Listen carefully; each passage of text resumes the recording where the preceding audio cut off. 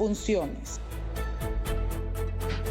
Don Pedro Mario Burelli, quien fue miembro de la Junta Directiva de PDVSA, quiero darle la bienvenida. Usted es uno de los más agudos analistas políticos que conoce profundamente cómo se mueve Washington y obviamente cómo se mueven los poderes en Venezuela. Bienvenido nuevamente a esta transmisión especial ininterrumpida de NTN 24 en esta noticia tan importante que ha sido la captura y extracción de Nicolás Maduro, pero con toda esta expectativa frente al futuro de la democracia en Venezuela. Gracias por acompañarnos, Pedro Mario Burelli.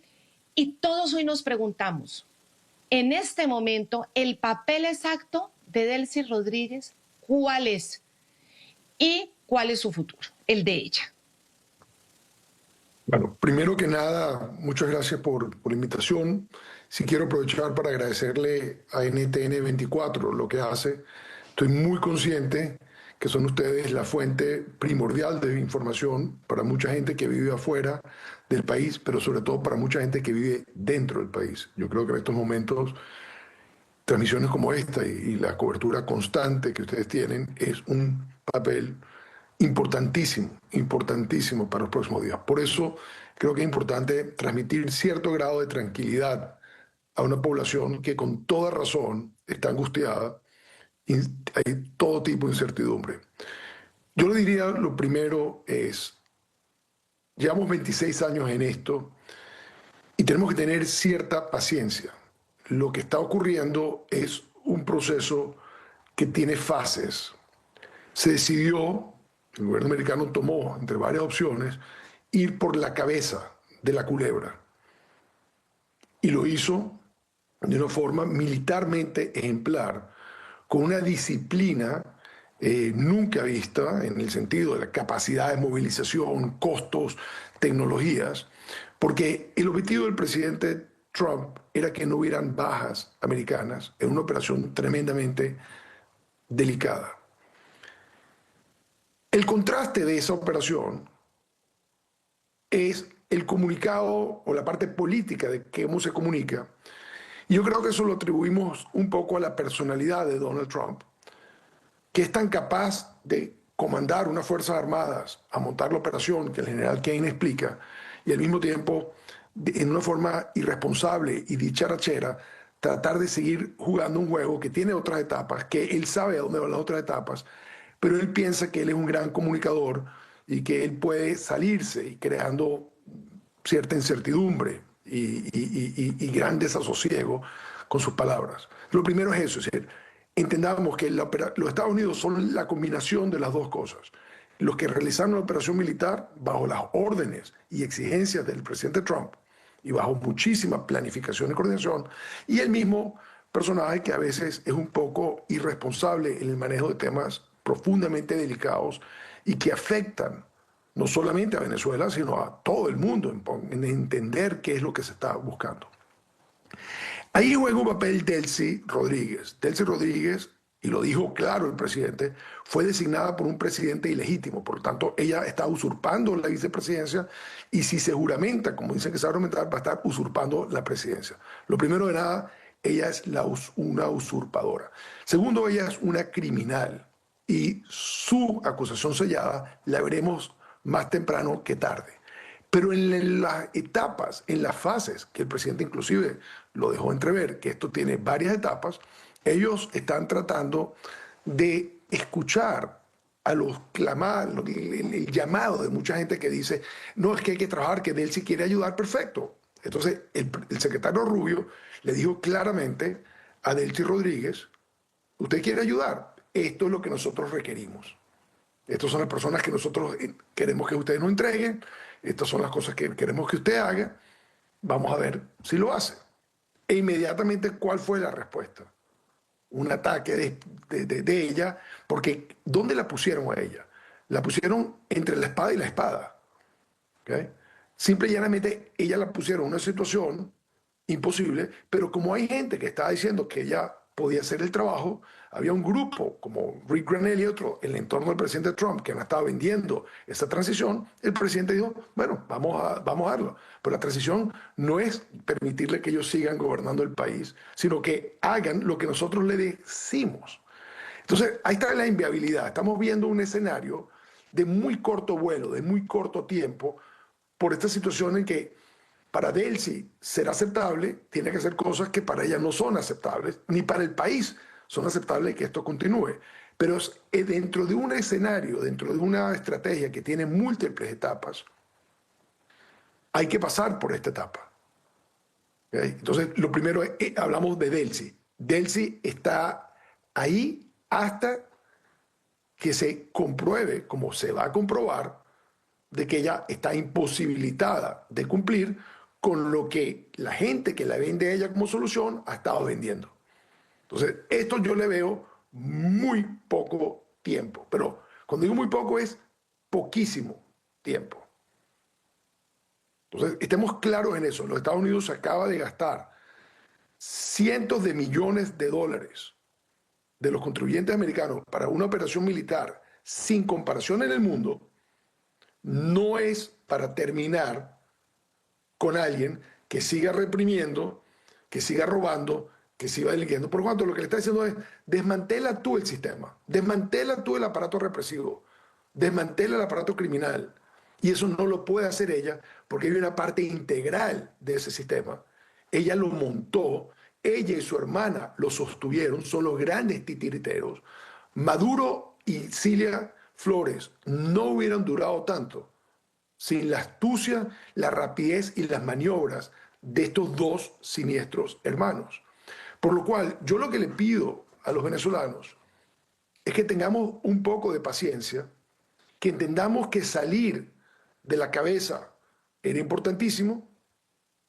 Yo creo que hay que celebrar, porque por ahí se comienza. Creo que ver a Nicolás Maduro y a Cilia Flores presos y enfrentando a la justicia era el anhelo de muchos, era lo que le correspondía. Y cuando se lean los cargos y llegamos a un juicio, la gente se va a dar cuenta que esto fue desde siempre un emporio criminal. De hecho, por eso están ahí. Por eso Fidel Castro lo seleccionó como el sucesor, porque eso le garantizaba a Cuba seguir haciendo. Cuando se ve el rol de Cuba en el narcotráfico, en todas otras operaciones, vamos a entender el mundo más claramente lo que hay aquí. Ahora, paciencia, ¿ok? Porque atacando el resto de la culebra, hay que hacerlo de forma disciplinada. ¿Okay? Y entonces, en este momento, pedir y exigir que todo ocurra en 24 horas, no. Podían haber hecho al revés, podían haber ido por Delcy, por Padrino, por Cabello, para ver si Maduro y Cilia se rendían. Se tomó la opción, se planificó una operación en la que pueden ir a la cabeza, pero quedó el resto, quedó el cuerpo de la culebra. Por lo tanto, no está la administración Trump buscando que Venezuela quede en manos de la culebra, quede en manos del aparato represivo, quede en manos del cartel de los soles. Pero el desmantelamiento de esto requiere un poco más de tiempo, ¿ok? Y cierta estrategia. ¿Okay? El discurso no es el que yo daría, no es el que creo que muchos de los televidentes daría. Esa es la personalidad del presidente de los Estados Unidos. ¿Okay? El mismo que le ordenó al general Kane hacer una operación que todo el mundo está maravillado como fue. Entonces, paciencia. Ayer leía a Pedro Mario, su análisis decía, operación militar, impecable. Operación política, bizarra. Entonces, vamos a ver. Y usemos esa metáfora de la culebra que me gusta, porque esta mañana estaba leyendo un análisis que me pareció interesante como punto de partida para conversarlo con usted, en el que planteaban que a María Corina Machado le había pedido Trump y Marco Rubio permanentemente un plan para el día después, un plan precisamente para esta transición. Y decía que no habían podido comprobarle a la administración de Estados Unidos que efectivamente ella tuviera control de fuerzas militares o por lo menos una fractura significativa de esas fuerzas militares, ni el control para llegar y tomar inmediatamente el equipo del presidente elegido por los venezolanos, Edmundo González, con todo ese equipo de María Corina, un plan que les diera la tranquilidad de que pudieran hacer esa transición. Usted muy bien lo explica acá, es que la que montó este aparato, este sistema corrompido y a disposición de todos los criminales, pues fueron ellos, ese aparato criminal fueron ellos. Pero yo también pensaba, pero esto no es la culebra que se muerde la cola, es decir, si hay unas fuerzas militares que seguramente están fracturadas, necesitan a quién ponerse a la orden, necesitan ante quién formarse.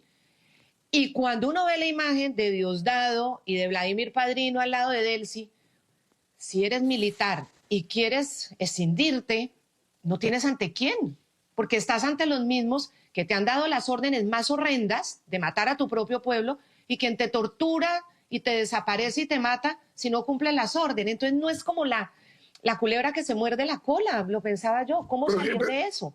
¿Cómo poder tener una estructura militar con ganas de responderle a los demócratas si tienen a los sátrapas dándoles órdenes? Claudia, lo que acabo de decir vale como respuesta. Paciencia. ¿Okay? El desmontar algo que se montó durante 26 años, que es profundamente criminal y profundamente rechazado por el país y que ha generado rechazo profundo entre las Fuerzas Armadas. Es decir, no entremos en las mitologías. Es decir, tanta de la discusión sobre Venezuela se basa en ignorancia supina o en mitos que uno no entiende de dónde sale. Es decir, el mito de que las Fuerzas Armadas son poderosas están con Maduro. Eso es mentira. La Fuerza Armada votó igual que la población civil en las elecciones y está demostrado.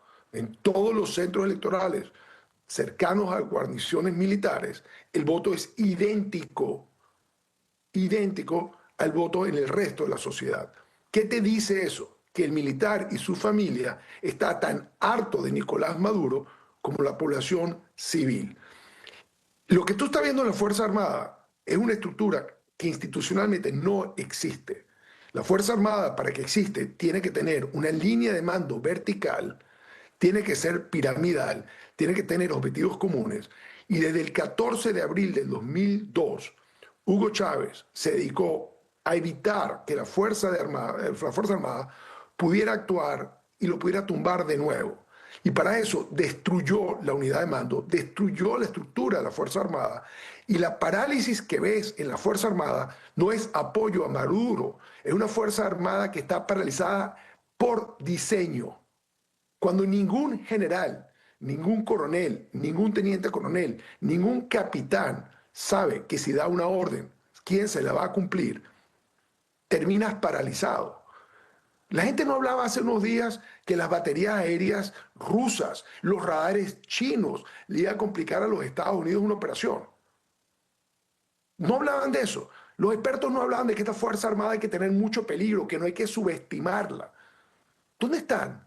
Cuando Padrino López habló, había un militar alrededor de él. Existía un militar parado alrededor de él. Estaba el alto mando militar al lado de él.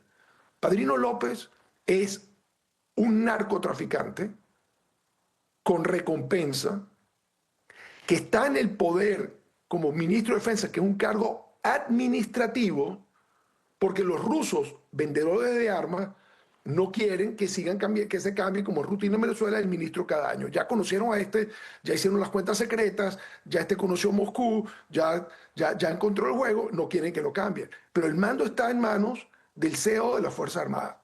Hemos visto al general Hernández Lares, hemos visto a su hermano Johan Hernández Lares, que es el comandante del ejército.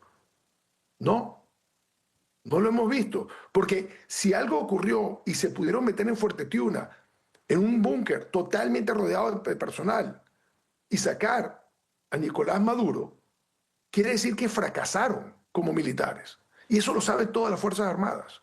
Entonces, hay que desmontar los mitos. Vivimos llenos de mitos. ¿Okay? Mitos de gente de afuera que opina sobre Venezuela sin haber pisado un día Venezuela. Y mitos que la gente se va creyendo y va creando, eso no es nada. Ese reporte que circuló Francisco Poleo es falaz. No sabe ni de lo que está hablando. ¿Okay? La relación del equipo de María Corina con la administración Trump se va a conocer en su momento. ¿Okay? En su momento. No se va a conocer antes. ¿Okay? Y la disciplina que tienen el equipo de Trump en esas conversaciones y el equipo de María Corina y Edmundo González en esas negociaciones, él está llevando a unas conversaciones que no se van a hacer públicas hasta el momento que se tengan que hacer públicas. Entonces, yo, en este vacío comunicacional, en este vacío donde la gente ve incertidumbre, vas a ver mucha especulación. Nuevamente, cuando uno dice paciencia, calma, cordura, esto es un juego complicadísimo. Y por eso lo voy a repetir, la operación militar que ocurrió, la inversión que se hizo, no es para fracasar, no es para que las cosas queden igual. Es una operación muy fuerte, sustanciada en una interpretación que el presidente Trump tiene de cuál es el rol de los Estados Unidos en el hemisferio, de que el hemisferio tiene que tener un chance de tener mejores gobiernos y menos criminalidad, y que eso está en el interés de los Estados Unidos. Podemos discutir si eso tiene sentido o no. Eso es lo que está jugando. Entonces, dejen que se desarrolle el juego. De hecho, el presidente Trump, como a veces no se puede controlar, habló de una segunda fase y repitió varias veces una segunda fase y dijo muy claramente, si no cumplen lo que le hemos dicho, iremos a la segunda fase. Y cuando Marco Rubio termina diciendo, yo creo que le quede claro a todo el mundo que cuando el presidente dice algo, lo cumple. Vamos a ver si lo entienden, porque ese es un mensaje que le estaba mandando, porque Maduro no entendió que esto era en serio. A Maduro, sus asesores cubanos lo convencieron de que como Donald Trump tenía miedo de que hubieran bajas americanas, nunca lo iban a venir a buscar. Por lo cual él se sintió guapo y apoyado de rechazar las ofertas de negociación, las ofertas de salida que se le dieron. Por supuesto, no era la que él quería impunidad total, él quería absolutamente mantener millones de dólares para poder vivir, y esas no se las dieron, ¿ok? Pero él pensaba que estaba seguro, él pensaba, porque los cubanos le decían, Donald Trump tiene miedo de que hayan bajas, por lo tanto no va a haber una operación de extracción porque es imposible entrar a Venezuela y salir de Venezuela sin que se caiga un helicóptero, sin que maten un par de Navy SEALs o Delta Forces o algo así. Y resulta que mira lo que ocurrió.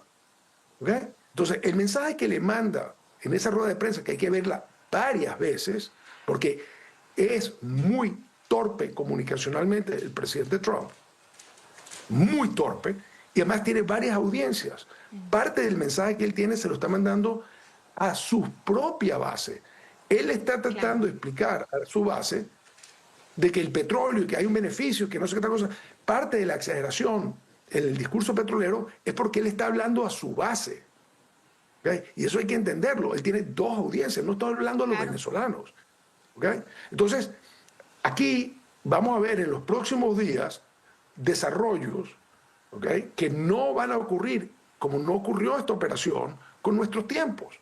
Nosotros hubiéramos querido que esto hubiera ocurrido en la primera administración, hubiéramos querido que esto hubiera ocurrido en la administración Obama.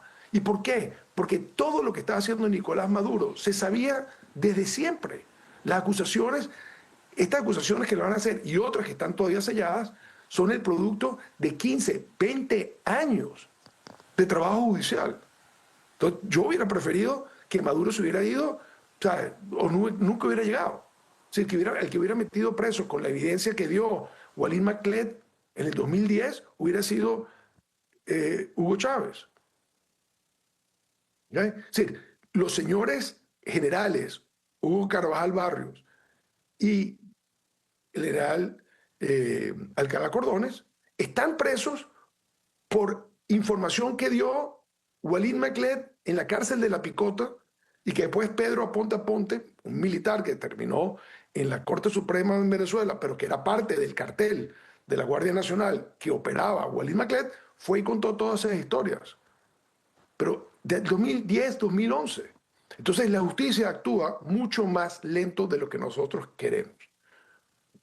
Y errores como los que cometió la administración Biden, que se quiso creer el cuento, para al final aumentar la recompensa a 25 millones como para decir, mira, yo sé que estamos lidiando con unos incapaces, pero mandaste a negociar con estos criminales a unos incapaces. Entonces, ¿qué es lo que estamos hablando? Hemos sufrido mucho. Yo lo único que pido es, seamos pacientes, esperemos, confiemos en el liderazgo por el que se votó, que nos ha llevado hasta aquí, ¿ok? Que entiende inclusive comunicacionalmente lo que está ocurriendo, y hay que ser pacientes, ¿ok? Más nada, eso es todo. Si nos ponemos a especular y pensar, bueno, entonces yo no conozco a nadie de la gente que habla sobre Venezuela que pudiera haber montado la operación militar que terminó con el arresto de Maduro y Silvia Flores. No, nadie. Entonces, aceptemos que estamos jugando un juego un poco disparejo entre la información que están manejando unos y la información que estamos manejando nosotros. Pedro Mario, dos asuntos, un poco en broma, un poco en serio, para explicar este concepto que estás sosteniendo aquí de la paciencia y de lo poco que ha de durar Delcy Rodríguez como encargada del poder. Veíamos ayer una publicación tuya en redes sociales con una caricatura, con un meme, que era, tal vez allí lo estamos viendo al aire con la ayuda de nuestros compañeros en el máster, y ese meme daba a entender que Delcy no iba a durar mucho. Ya nos explicarás de qué se trataba ese meme, esa caricatura, Pedro Mario, un poco en serio, un poco en broma, pero a continuación yo sí quiero preguntarte cuáles serán entonces o serían las condiciones para que entre en escena, para que entre en acción aquel personaje que de manera mayoritaria los venezolanos han votado, y es Edmundo González, de la mano de María Corina Machado. Las elecciones del 2024 marcaron un 70-80% de votación por esa fórmula, por la fórmula democrática.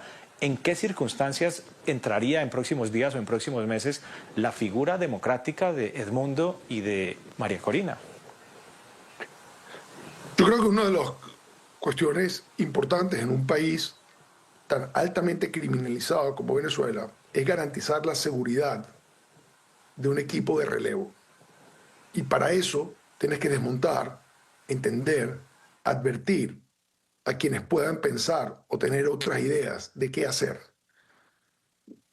Entonces, cuando el presidente Trump, en su manera de hablar, ¿okay?, que yo creo que ya la gente debería de entender y tratar de descontar y meter por detrás de lo que está tratando de decir, cuando él dice Estados Unidos va a manejar Venezuela, no es que va a manejar Venezuela, lo que está diciendo, vamos a estar ahí presentes.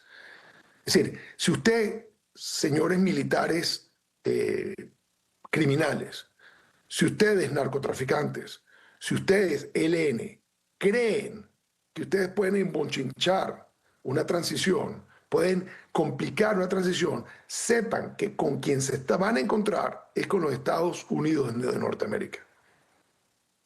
Cuando la gente habla, otro de estos grandes mitos, no es que el ELN está en Venezuela y no sé qué, y entonces ellos sí saben pelear. No, no, no. El ELN se fue de Colombia hace mucho tiempo huyendo de unas Fuerzas Armadas colombianas entrenadas por los Estados Unidos y con acceso a la inteligencia de los Estados Unidos, que le permitió, por cierto, destruir y casi eliminar a la FARC, huyó a Venezuela y lleva años acobijada de Nicolás Maduro y unos militares corruptos, sin pelear, haciéndose ricos en la minería ilegal y en el narcotráfico, y dudo que ahora, si huyeron de las Fuerzas Armadas colombianas, ahora se quieran enfrentar con las Fuerzas Armadas de los Estados Unidos. Entonces hay que entender que en la forma del presidente de decir, vamos a manejar, él está mandando una señal a un grupo, a una audiencia en Venezuela: a nosotros nos importa el destino de este país, vamos a apoyar la transición, vamos a asegurarnos que los venezolanos recuperen su prosperidad, que los venezolanos puedan volver a su país, y nosotros vamos a estar ahí garantizando que eso ocurra. Entonces, ese es... Ahora, yo lo diría de otra forma, pero yo no soy el presidente de los Estados Unidos. El presidente de los Estados Unidos tiene una forma de hablar, y yo creo que lo hubieran dicho como lo diría yo o como lo dijo él. Yo creo que el mensaje es uno solo: señores, pónganse cómicos, traten de ir en contra de la voluntad del pueblo y se van a encontrar con los Estados Unidos de Norteamérica, que está dispuesto a ayudar a que Venezuela vuelva al sendero de la prosperidad. Sendero al que, por supuesto, se llega con unas autoridades legítimas, con políticas claras, etcétera, etcétera, etcétera. Por lo cual, ese es el mensaje. Entonces, nos confundimos. Y es la forma bizarra que dije yo de comunicar algo, porque genera una incertidumbre innecesaria. Si no tendría que uno explicar lo que está diciendo el presidente de los Estados Unidos. El presidente de los Estados Unidos debería poder decir en palabras absolutamente claros cuál es su plan.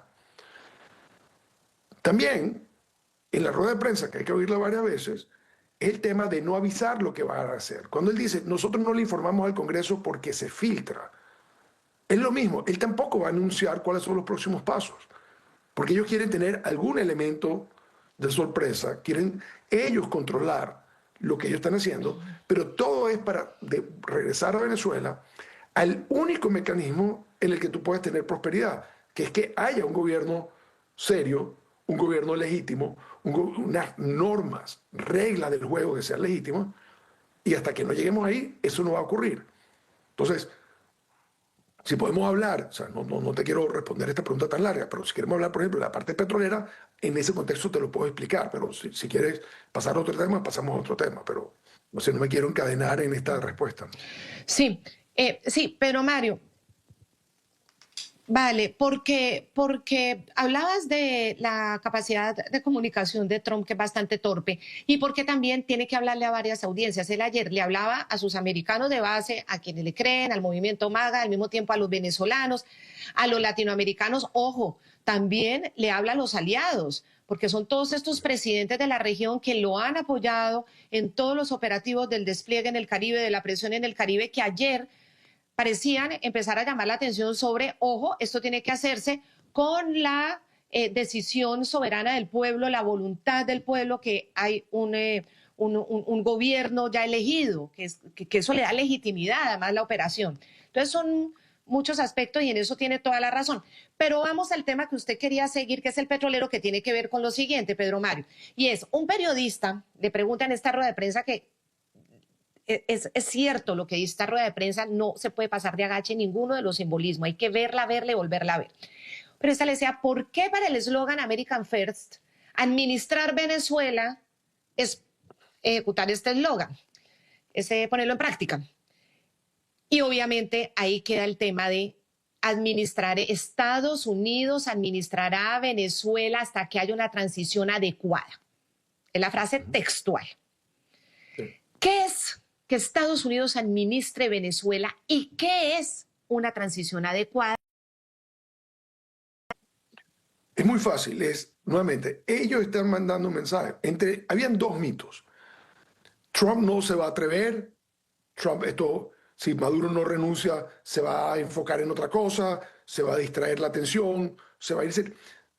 Yo he leído tantas estupideces en medios de comunicación que una vez fueron serios, que me ha impresionado. O sea, yo casi cada vez que uno abre un periódico, tú oyes a alguien opinando, tú dices, pero esta persona no conoce, nunca ha ido a Venezuela, no conoce nada, no conoce a Trump, no tiene acceso, es enemigo de Trump. Básicamente todo lo que está saliendo de la administración Trump, entonces es malo porque entras del prejuicio que todo es malo. ¿Ok? Entonces, es muy sorprendente cuando la gente también dice, no, él puede entrar y sacar a Maduro y después se va a ir. Y ahí les va a dejar el rollo. Él no está dispuesto a ayudar a reconstruir el país. Y lo que él está diciendo es, sí, nosotros somos dolientes de lo que ha ocurrido en este país. Nosotros vamos a trabajar para que los venezolanos recuperen su país, para que tengan acceso a un país súper rico que lo empobreció esta mafia que tomó control y que secuestró al país. Nosotros vamos a trabajar para que eso se haga. Ahora, nuevamente, torpe, nos quitaron el petróleo, toda esa argumentación, nuevamente, es para la masa. Él sabe, porque se han reunido con las compañías petroleras más importantes de los Estados Unidos y han entendido cuáles son las condiciones bajo las que ellos entrarían. Pero ¿cuál es la sorpresa o el problema aquí? Un gobierno venezolano serio buscaría inversiones de las compañías petroleras más importantes del mundo. Serían las que invitaríamos a que nos ayudaran a reconstruir. Y esas son, en primera instancia, compañías americanas, después compañías europeas. Nosotros no vamos a salir corriendo a buscar compañías de Vietnam, de Uruguay, de no sé dónde, todas las cosas que en su momento Chávez trajo, o de Rusia, de China, no. Nosotros naturalmente iríamos a compañías americanas. Pero aquí es donde está la parte comunicacional. Para que se produzca mucho petróleo en Venezuela, para que los Estados Unidos se pueda llevar mucho petróleo, para que puedan pagar las deudas que están pendientes con compañías que expropiaron y no les pagaron, un país que está quebrado como Venezuela, alguien tiene que hacer una inversión. ¿Tú quieres petróleo en Venezuela? Tienes que invertir. ¿Tú quieres mucho petróleo en Venezuela? Tienes que invertir mucho dinero en Venezuela. O sea, el petróleo no es una manzana que está sentada sobre una mesa que tú vas y te la llevas. El petróleo está bajo tierra, cuesta dinero, cantidad de dinero, y mientras más petróleo te quieras llevar, más tienes que invertir. Pero es que resulta que Venezuela, en el plan de reconstrucción de Venezuela, de Edmundo González y de María Corina, pasa por un aumento para que Venezuela vuelva a ser lo que fue cuando producimos 3,5 millones o producir 4 millones, y eso requiere tiempo e inversión. Entonces estamos hablando exactamente el mismo lenguaje. Donald Trump, no hay una compañía estatal petrolera de los Estados Unidos. Él habló con las compañías americanas y le dijo bajo qué condiciones ustedes entrarían. Y tienen que entrar con seguridad física, seguridad jurídica y, por cierto, con contratos que no pueden ser sesgados, porque las empresas petroleras, si algo saben, y tengo mucha experiencia y lo vivimos en la apertura en los años 90, cuando yo estaba en PDVSA, las condiciones tienen que ser parejas, tiene que ser un ganar-ganar siempre, porque si tú te metes a exigir condiciones leoninas, esos contratos duran 3 días y el ciclo de inversión petrolera son de 5, 6, 7 años, por lo cual yo no tengo ningún problema. Nosotros creo que el plan de los venezolanos es sentarnos con las empresas americanas para diseñar un nuevo sector petrolero que sea la base o al menos un componente importante de la recuperación de un país que quedó arruinado después de 26 años en que una de las cosas que más se destruyó es la industria petrolera.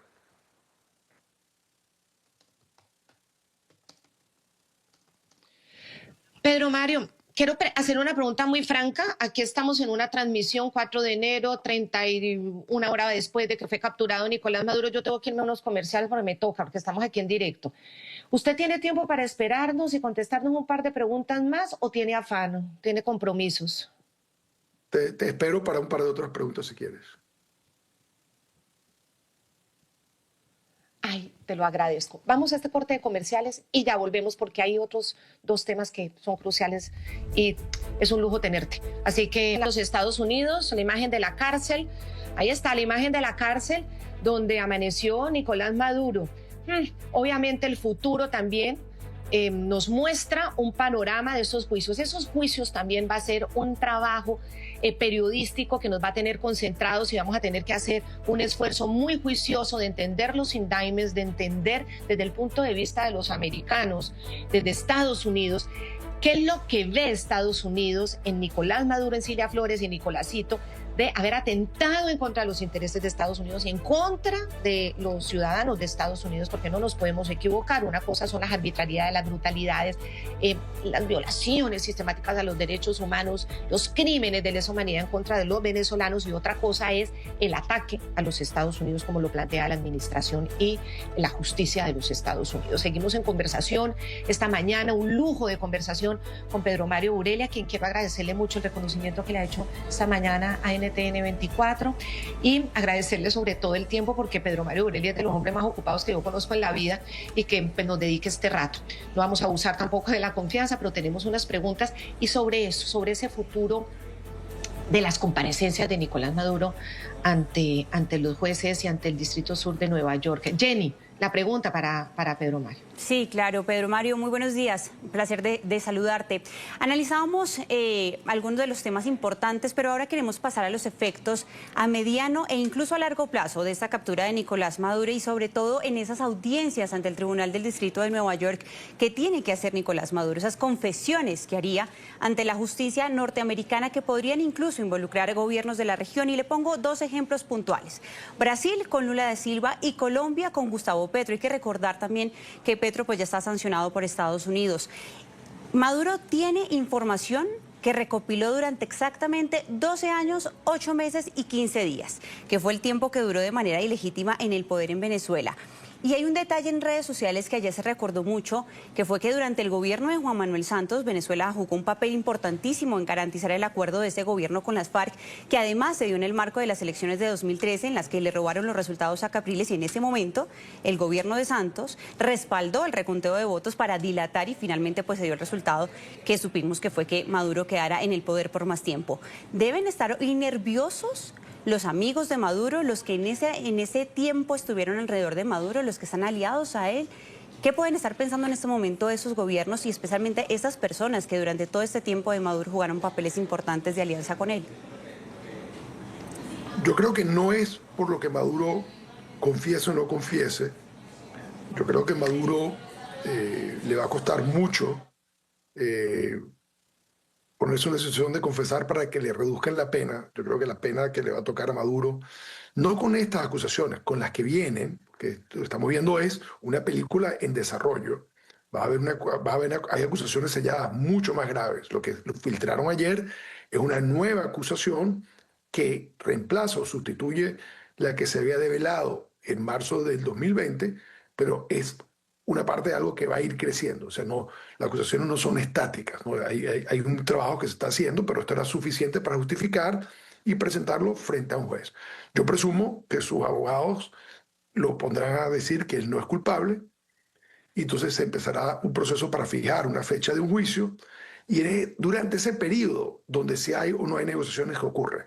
No, él no se va a declarar culpable, por supuesto, el lunes cuando lo presenten frente a un juez y le pregunten cómo se declara, se va a decir que no es culpable, y viene un proceso que puede ser muy largo, hasta un año, de lo que se llama todo el periodo prejuicio. De aquí en adelante va a salir muchas más cosas, como te digo. El problema fundamental no está en lo que Maduro diga, sino que cuando caen estos regímenes, empieza a aparecer información, empieza a haber gente que para ganarse el acceso, el perdón, empieza a ofrecer información que han tenido, que han acumulado. Y yo creo que eso le debería de dar mucho miedo a quienes han sido cómplices de un régimen que, utilizando la técnica muy rusa y muy cubana de chantajear, tú chantajeas con dos cosas: con información que puedes utilizar para hacer que la gente haga lo que tú quieres, o con dinero, los compras, y una vez que la gente cae en el juego del dinero, ya son tuyos. Ya son totalmente tuyos. Yo estoy seguro que el presidente Lula no quiere que se hable de cómo se financió su primera campaña que ganó. No creo que el presidente Lula quiere que se explique qué rol jugó él como expresidente, pero a la vez cobrador para grandes empresas brasileñas que tenían deudas y que no se pagaba si él no hacía la gestión. Yo creo que mucho de la posición timorata de Lula viene porque se dejó caer en una red corrupta y Maduro operó esa red. Hay otra gente dentro del régimen que sabe que así son las relaciones. Ellos tienen mucho sucio sobre mucha gente. Entonces, tiene que haber mucha gente preocupada. Mucha gente preocupada. En Venezuela también.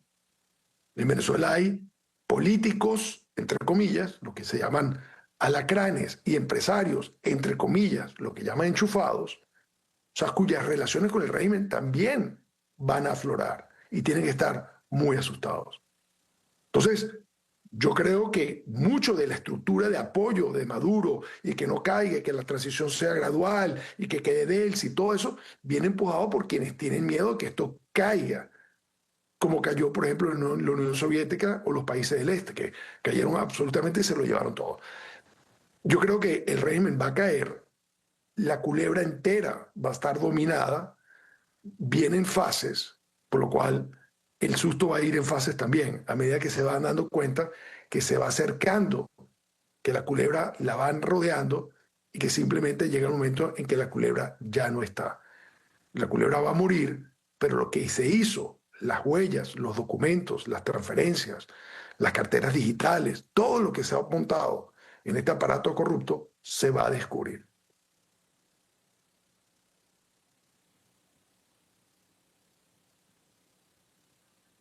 Pedro Mario, estábamos ahora también viendo esa rueda de prensa de los congresistas aliados el gobierno de Donald Trump. El gobierno de Donald Trump. Estamos viendo a María Elvira Salazar, a Mario Díaz Balar, a Jiménez, a Carlos Jiménez, en una rueda de prensa en la que los periodistas insistían mucho en el tema de María Corina Machado, porque es que no lo podemos decir, no lo podemos borrar. Entendemos todo lo que nos ha explicado, entendemos que esto requiere una paciencia, pero en medio de ese proceso, ¿cuál va a ser el papel de María Corina Machado? Si quiere, acompáñenme y repasemos un momentico lo que pasó en esa rueda de prensa. Esto es rápido para que hablemos de eso, porque obviamente también hay que analizar al interior del poder de los Estados Unidos, del Congreso de los Estados Unidos, de los aliados republicanos de Donald Trump, cómo van a manejar esto también frente a la cara de los electores de ellos. Y los electores de ellos, obviamente, tienen en su cabeza fijo que aquí hay un gobierno legítimo escogido por los venezolanos. ¿Cómo irán a manejar esta situación? Vamos a ver esa parte de la rueda de prensa que, bueno, que es impactante. Ella también es ilegítima. Así que, pero también tenemos que tener, yo pienso, y porque yo no he hablado con el presidente o Marco Rubio sobre esto, pienso también que necesitamos estabilidad por un rato, pero también necesitamos una transición. Pero yo no estoy contento con ella ser parte de esa transición, porque para mí, y yo creo que para el pueblo venezolano, ella es ilegítima. Eso básicamente no tiene mucha consecuencia. Lo que el presidente dijo claramente hoy, las Fuerzas Armadas de los Estados Unidos todavía están ahí, están en la área, y no va a permitir que se mantenga ese régimen. El presidente lo dijo muy bien, de que no se podían ir los Estados Unidos y dejar a cualquiera de todos estos bandidos, porque es Ali Baba y los 40 ladrones. No vas a poner al ladrón número 25. Lo que hay que hacer es, lo que dice Mario, es estabilizar el país. ¿Y quién mejor que los Estados Unidos para estabilizar y los soldados americanos? Y después de estabilizar, entonces permitirle a la sociedad civil y a la oposición venezolana organizarse y que entonces decidan qué va a pasar. Los europeos, nuestros amigos, pidieron contención, pero ellos no pidieron a Estados Unidos que fuera moderado cuando pidieron ayuda al lidiar con Rusia. Así que a nuestros amigos europeos es tiempo de que se den cuenta que en este hemisferio tenemos amenazas reales a la seguridad nacional y los intereses de Estados Unidos. En Venezuela hay los rusos, iraníes, cubanos, Hezbollah, los que quieran, ¿no? Entonces, el concepto de que solo deberíamos ser moderados cuando es proteger los intereses estadounidenses y las vidas estadounidenses es la definición de la hipocresía. Claro, entró Mario Díaz Balar hablando, no la consideramos legítima, hablando de Delcy Rodríguez, obviamente no de María Corina.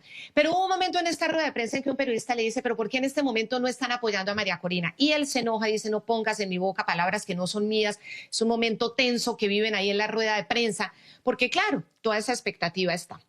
¿Cuál ves, Pedro Mario Burelli, el papel de María Corina Machado y todo ese grupo que la ha rodeado, que la ha defendido, pues muchos están encarcelados?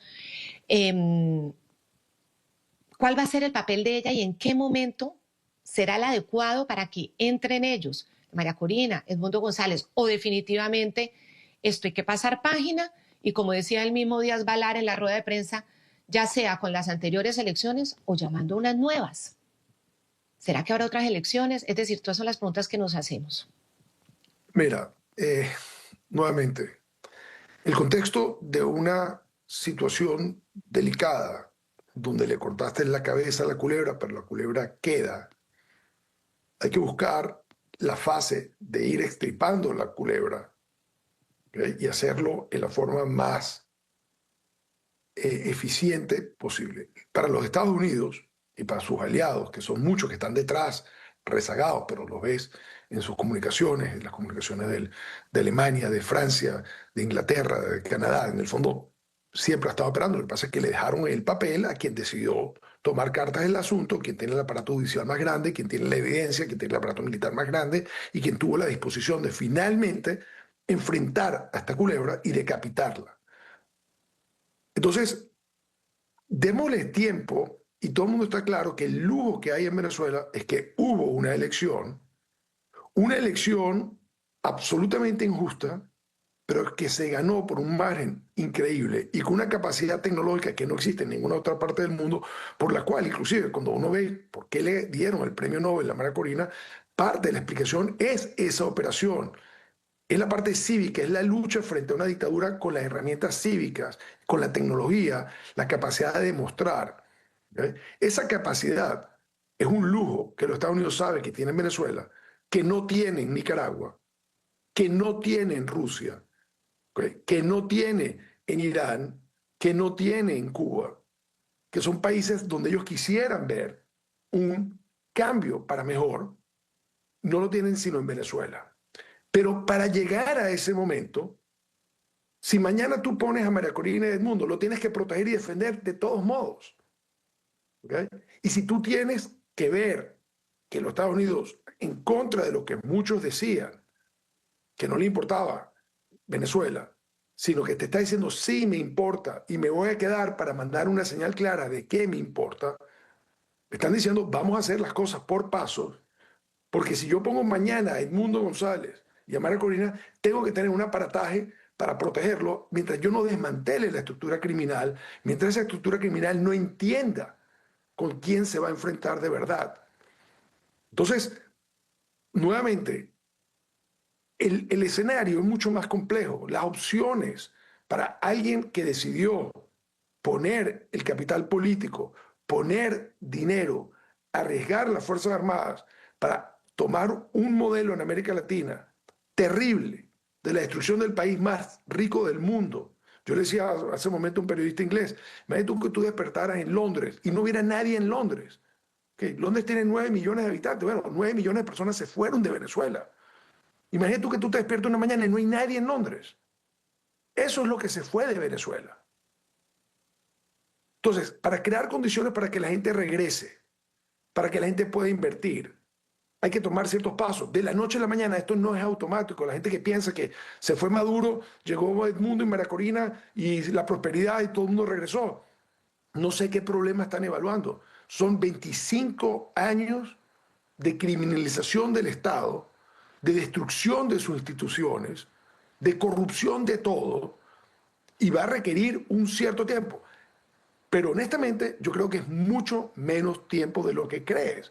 Yo creo que si María Corina y Edmundo hubieran ganado, hubieran tenido que entrar al poder el 10 de enero, solos, enfrentar lo que quedaba, solos, iba a ser mucho más complejo que lo que va a ser que en el momento que lleguen, que van a llegar, y tengan a los Estados Unidos comprometidos en apoyar la transición democrática y sobre todo comprometidos de que sea exitosa para demostrar que los Estados Unidos no todo es Irak y Afganistán, que es una mancha muy negra para los Estados Unidos.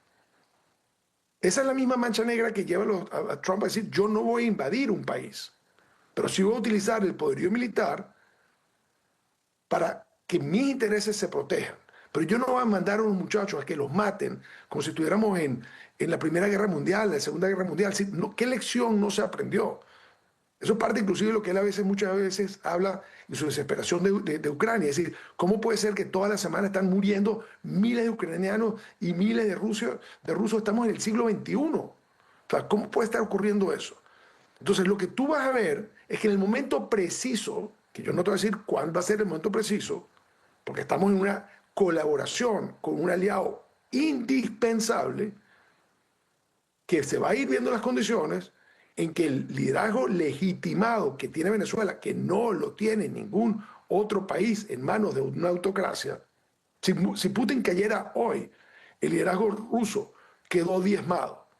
A Boris Nemtsov lo mataron, a Navalny lo mataron, a Kasparov se fue y no continuó su cuestión política. A pesar de todo lo que ocurrió, de que 9 millones de personas se fueron, Edmundo y María Corina estuvieron en Venezuela para hacer campaña y miles de voluntarios trabajaron frente a una dictadura para demostrarlo. Esa tenacidad, ese como principio de lo que se requiere para reconstruir un país, no lo tienes en ningún otro lado. Y los Estados Unidos no es que lo entiende, lo celebra. Ahora, ¿cómo lo expresa Trump? Como te digo, no voy a entrar a la discusión. Yo no soy el que escribe los discursos, yo no tengo acceso a asesorarlos como él habla, pero sí entiendo lo que está ocurriendo por debajo, que niega, por cierto, esa nota que circula el señor Francisco Poleo, con una supuesta erudición, diciendo que no, que se le presentaron planes y que eso no funcionó. Eso, sin entrar en ningún detalle, sin entrar en develar nada, eso es falso de la A a la Z. Las comunicaciones entre el equipo de María Corina y las personas adecuadas en cada tema en la administración Trump son constantes, son efectivas y han generado un gran respeto porque ellos entienden contra qué estamos luchando. Y que hay muchas cosas que no se pueden hablar, hay personas que no se pueden designar, hay personas que están en Venezuela que van a ocupar papeles en un gobierno futuro, pero no las puedes designar, no las puedes poner a hablar ni a ser voceros, porque estamos frente a una dictadura que hace 360 días secuestró al hijo del presidente Edmundo González y al día de hoy no se sabe. Cuando Delcy Rodríguez ayer decía, quiero fe de vida del presidente Maduro, que no es presidente, del dictador Maduro, y la fe de vida de Rafael Tudares, ¿dónde está? A los 360 días nadie sabe cuál fue el crimen de Rafael Tudares. Enamorarse de la hija de Edmundo González, un notable diplomático venezolano. Ese fue todo su crimen. Y no sabemos al día de hoy dónde está. Y sin embargo sabemos que fue sentenciado a 30 años de cárcel. Entonces vamos a enseriarnos, vamos a entender que María Corina nos trajo hasta donde nos trajo. Edmundo jugó un juego increíble y es el presidente y está íntegro. Y con lo que le hicieron al hijo, al yerno, que pensaban que le iban a doblegar, eso fue todo lo contrario. Edmundo González es más fuerte hoy en día porque sabe que la única forma de que sus nietos pueden ver a sus padres es si esto cae. Por lo cual, él sabe que no hay una negociación, él sabe que no existe ninguna posibilidad con estos secuestradores de llegar a nada. Entonces, calma. Estamos lidiando con algo muy complejo, ¿okay? Y comunicacionalmente manejado quizás de forma muy torpe. Pero ese es el presidente de los Estados Unidos. Ese es lo que hay. ¿Okay? Si uno lo analiza y lo ve y sigue la cosa, es fácil separar entre el discurso y lo que termina haciendo. Bueno, él puede decir que las compañías petroleras van a llegar a Venezuela, pero si no hay condiciones no van a ir. Él no puede obligar a una compañía petrolera de invertir en un país donde no hay seguridad jurídica, donde el gobierno no lo respeta a nadie.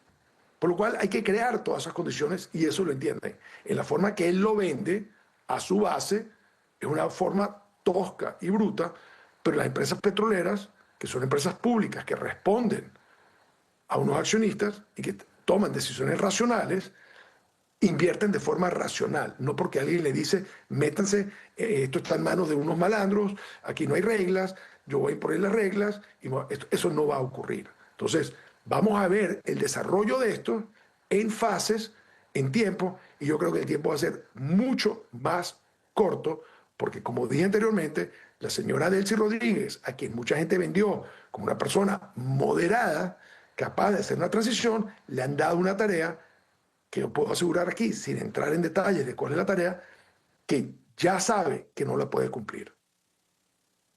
Ya sabe que lo que le pusieron como asignatura es imposible para ella cumplirlo. Pero estamos quemando etapas. Ahí está también Diosdado Cabello, no sabemos cuál va a ser también su futuro, el de Vladimir Padrino, y estas horas serán clave de aquí en adelante.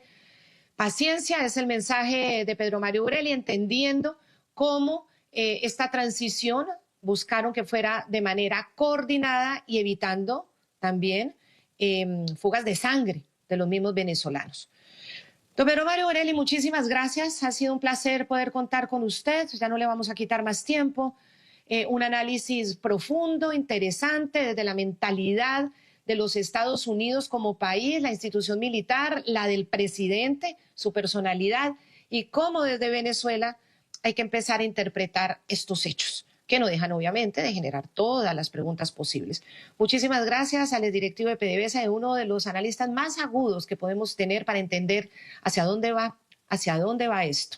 Muchísimas gracias, Pedro Mario. Vamos a seguir informando sobre lo que hoy suceda y haciendo el recuento de esa impecable operación militar de ayer. Muchísimas gracias.